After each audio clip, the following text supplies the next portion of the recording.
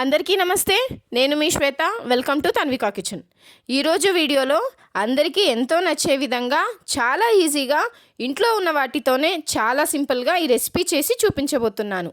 క్యాప్సికమ్తో చాలా అంటే చాలా సింపుల్గా చేసి చూపించబోతున్నాను. ఇందుకోసం ముందుగా ఒక మిక్సీ జార్ తీసుకోవాలి. ఇందులో కొద్దిగా ఒక గుప్పెడు పప్పులు వేసుకోవాలి. అలాగే కొద్దిగా కొబ్బరి, నేను ఇక్కడ పచ్చి కొబ్బరి వేసుకుంటున్నాను. మీరు కావాలంటే ఒట్టి కొబ్బరి కూడా వాడచ్చు. 6 నుంచి 7 పచ్చిమిర్చీలు, 5 వెల్లుల్లి రెబ్బలు తొక్కతో వేసుకుంటున్నాను.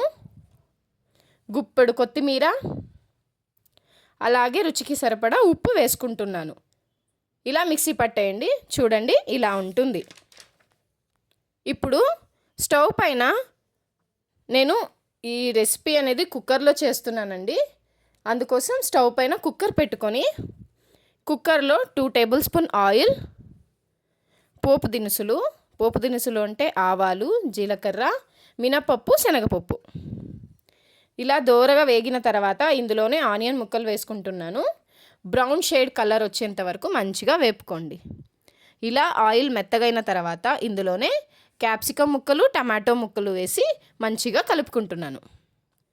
ఇలా ముక్కలని మెత్తబడిన తర్వాత ఇందులో 1/2 టీ స్పూన్ పసుపు, 1/2 టీ స్పూన్ ధనియాల పొడి, 1/2 టీ స్పూన్ గరం మసాలా వేసి మంచిగా కలుపుకుంటున్నాను.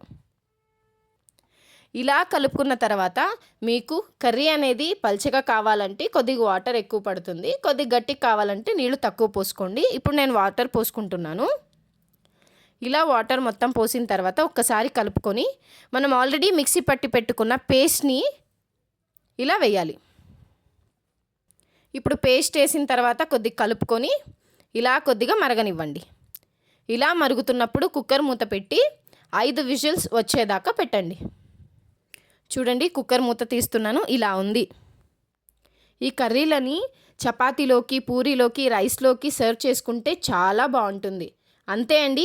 అందరికీ నచ్చేలా సింపుల్గా ఇంట్లో ఉన్న వాటితోనే ఈజీగా ఈ రెసిపీని చేసుకుంటే ఈ రెసిపీ చాలా బాగుంటుంది. మరి ట్రై చేసి టేస్ట్ చేశాక మీ ఫీడ్బ్యాక్ని కమెంట్ ద్వారా నాకు తెలియజేయండి. ఈ వీడియోని మీ ఫ్రెండ్స్కి, ఫ్యామిలీస్కి షేర్ చేయండి. మరిన్ని టేస్టీ అండ్ సింపుల్ రెసిపీ కోసం తన్వికా కిచెన్ ఛానల్ని సబ్స్క్రైబ్ చేయండి.